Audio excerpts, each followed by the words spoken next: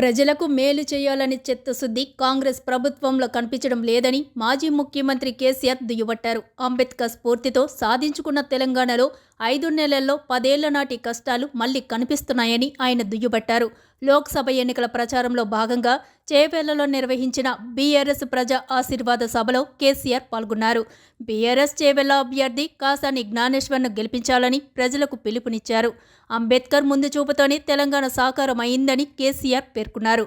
అంబేద్కర్కు అత్యున్నత గౌరవం ఇవ్వాలనే ఉద్దేశంతో హైదరాబాద్లో 125 అడుగుల ఎత్తైన విగ్రహం ఏర్పాటు చేసినట్లు తెలిపారు.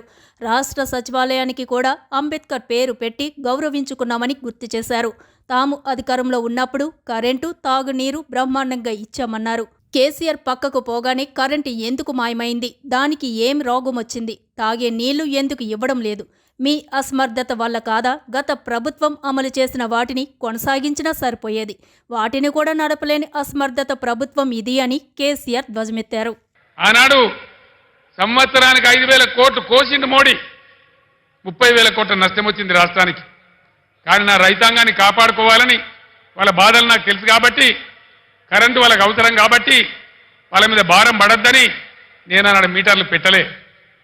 ఇక్కడ బీజేపీ ఎంపీకి ఓటేస్తే ఏమవుతుంది? మేము మీటర్లు పెట్టమని చెప్పంగా కూడా మాకే ఓటేసిర్రు, మాకే గుద్దినరు, పెట్టుర్రాయిగా మీటర్లు అంటారు. మీటర్లు రావన్నా? వినబడతలేదు. మీటర్లు రావన్నా? మీటర్లు రావద్దు అంటే బీజేపీని గుద్దుడు గుద్దాలి, ఓటు కాదు నేలకేసి గుద్దాలి. అప్పుడే మనకు సరి అయినటువంటి తెలివితేటలు ఉన్నట్టు, అప్పుడే మనకు రాజకీయ పరిజ్ఞానం ఉన్నట్టు. కాబట్టి నేను చేవేళ్ల మేధావులకు, విద్యావంతులకు నేను అప్పీల్ చేస్తా ఉన్నా, దయచేసి ఆలోచన చేయండి.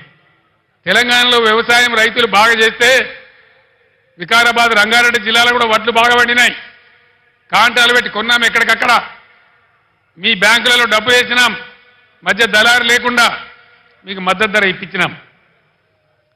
ధాన్యం ఎక్కువ పండింది కొనమంటే మొత్తం ఉన్న బీఆర్ఎస్ ఎమ్మెల్యేలందరూ ఢిల్లీలో పోయి ధర్నా చేసినాం. మీరందరూ టీవీలలో చూసినారు. మేము పోతే ఆ కేంద్ర మంత్రి, బీజేపీ మంత్రి ఏమంటాడు? యాసంగి వాటిని నూకలైతే పారాబాయిల్డ్ రైస్ ఆర్డర్ ఇవ్వమంటే మీ ప్రజలకు నూకలు తినడం అలవాటు చేయండి, మీరు నూకలు తినడు అంటాడు.